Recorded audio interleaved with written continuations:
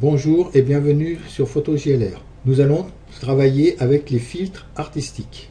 Alors les filtres artistiques, on peut les trouver dans ici, filtres, et ensuite galerie de filtres, et nous tombons directement dans les filtres artistiques, parce que c'est les premiers de la liste qui sont ici. Donc quand on reclique ici, on a les filtres artistiques. Alors l'avantage de cette fenêtre, c'est qu'on voit tout de suite l'effet du filtre qui peut procurer sur votre photo.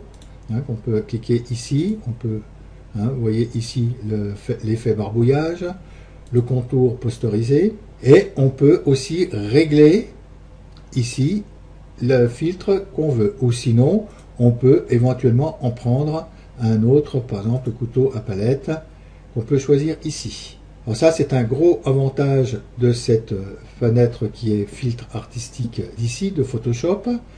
En plus, si on appuie sur la touche Alt, on peut réinitialiser ici le filtre qui était au départ.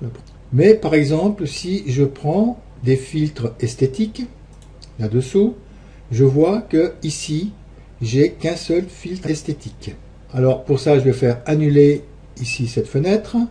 Et ensuite, je vais aller dans Filtre. Et ici, je vais faire esthétique. Et là, on voit qu'on a beaucoup plus de filtres esthétiques qui sont ici. Donc là, on voit que j'ai un tas de filtres ici. Et si on clique, par exemple, sur Estampage, on voit qu'on peut aller directement dans la galerie de filtres. Et ici, régler les filtres qu'on est en train de mettre en place. Il ne faut pas rester uniquement en passant par filtre et galerie de filtres.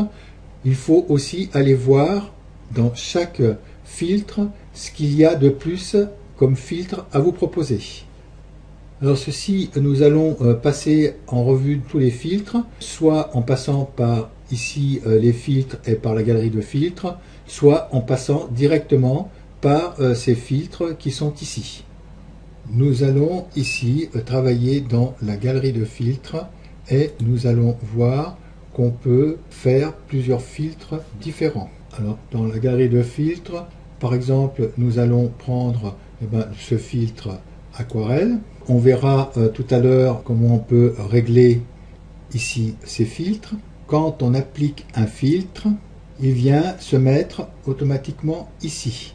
Alors si on veut appliquer un autre filtre sur ce filtre, il suffit de cliquer ici et on clique et automatiquement on a un autre filtre. Le filtre est exactement le même qu'on a mis, aquarelle, mais il suffit de cliquer sur cette aquarelle là pour qu'on mette par exemple une éponge dessus et nous avons ici deux filtres, éponge et aquarelle. Donc là, nous avons pris deux filtres dans les filtres artistiques, mais ce qu'on peut faire, on peut faire encore ici, nouveau calque de filtre, et automatiquement, il a dupliqué le filtre éponge, et sur ce filtre éponge là, on va faire un filtre, par exemple, d'esquisse, où on peut prendre, par exemple, un craie de fusain. Donc nous voyons, il nous a additionné ces trois filtres les uns sur les autres. Et on peut aussi déplacer ces filtres, par exemple mettre le craie de fusain dessous et mettre l'aquarelle en priorité. Ensuite, on peut travailler ici que sur l'aquarelle, sur les ombres et sur les textures. Donc là, nous avons appliqué trois filtres qui sont complètement différents. On voit d'ailleurs l'image, elle est complètement nulle. Ceci, c'était uniquement pour vous montrer qu'on pouvait appliquer plusieurs filtres les uns sur les autres, mais on va voir aussi que tous ces filtres ne sont pas tellement compatibles entre eux.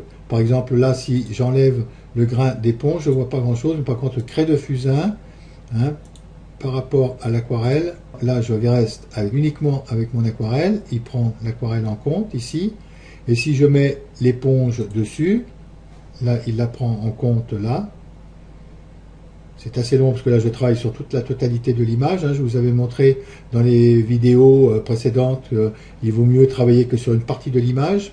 Mais pour ce didacticiel, je travaille sur la totalité de l'image parce que je vais vous montrer le résultat sur la totalité de cet écran. Donc on voit l'éponge, l'effet que ça peut faire. Donc là, je vais enlever ce filtre et le craie de fusain qui est beaucoup plus, une fois qu'on l'additionne avec l'aquarelle, qui est beaucoup plus compatible Crayfusin avec l'aquarelle. On ne peut pas non plus mélanger tous les filtres, mais on va regarder dans ces didacticiels quels filtres s'accordent les uns avec les autres. Donc là, vous allez voir, en travaillant sur les filtres, en jonglant avec tous ces filtres, vous allez pouvoir réaliser des beaux montages avec ces filtres. Hein, il faut tester vraiment, il faut aller chercher les filtres. Quand on voit par exemple uniquement cette aquarelle, qu'on peut travailler un tout petit peu sur le détail de l'aquarelle, sur les ombres, hein, déjà travailler uniquement déjà sur un filtre, et une fois qu'on a bien travaillé sur ce filtre-là, radditionner un autre filtre dessous pour retravailler dessus, voir vraiment ce que ça peut vous apporter en plus sur votre photo, afin de mélanger plusieurs filtres les uns avec les autres. Donc là, maintenant, je vais faire OK. Et là, on voit qu'on a appliqué ce filtre. On ne peut pas revenir dessus si vous enregistrez cette image comme ça, ou là, quand vous venez juste de faire ce filtre et s'il ne vous plaît pas ou que vous voulez le rechanger, à ce moment-là, vous faites, en revenant sur l'historique des actions, vous retrouvez votre image comme elle était au départ. Donc nous allons revenir sur notre filtre aquarelle. Donc le filtre aquarelle, galerie de filtres, et je reviens dessus le filtre aquarelle qui est ici. Alors ce filtre, c'est comme si vous aviez mis un petit coup de pinceau sur votre image. Ça sort comme une aquarelle. Donc là, on voit les détails sont pas trop mal, parce que là c'est sur une partie de l'image, hein, on voit vraiment qu'une seule partie de l'image. Ici, donc on peut faire un zoom moins pour regarder sur l'ensemble de l'image ici ce que ça peut donner. Hein, donc là, nous voyons notre image en totalité. Donc plus vous allez aller sur la gauche en détail, et plus ça va vous foncer les détails. Maintenant qu'il travaille, vous voyez que là, ça a complètement accentué les détails. Donc il ne faut pas non plus trop en mettre. Cela dépend aussi de votre photo. Ici, nous sommes sur une photo qui est assez sombre et où il y a beaucoup de détails. Donc il vaut mieux pas trop mettre de détails. Moi, j'en mettrais même, je resterai à 14 comme c'était.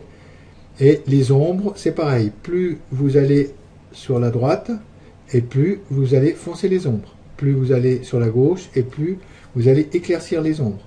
Alors là, il faut lui mettre peut-être un tout petit peu d'ombre pour que ça ressorte, oui. Hein, juste à peine, je la laisserai comme c'était. La texture, c'est pareil. La texture, plus vous allez mettre dans la texture, et plus, comme si vous avez donné des coups de pinceau qui sont assez raides. Donc, il faut régler la texture de façon que ça passe. Là, en texture, en se mettant ici, je trouve que là, ça fait peut-être un peu trop. On va réduire un peu. Oui, on était là. On va réduire un peu la texture. Il faut quand même en mettre un peu. Moi, je pense que comme elle est là, c'est bon. Alors là, on travaille sur cette image-là. Bien sûr, votre image, ça tout dépend comment est votre image. Et puis, c'est à vous à voir la sortie. Donc, une fois que l'image vous plaît, vous faites OK. Et voici l'image. Écoutez, c'est pas mal, il faudrait peut-être un peu l'éclaircir, un peu plus. Alors à ce moment-là, après, on peut derrière travailler avec différents outils qu'on a sur Photoshop, ou sinon, on fait carrément, on revient derrière dans l'historique et on fait ouvrir comme si on n'avait pas retouché cette photo. Là, je vais faire ouvrir pour revenir en arrière pour le prochain tutoriel, qui est la suite et où on va voir le filtre barbouillage. À bientôt sur PhotoJLR.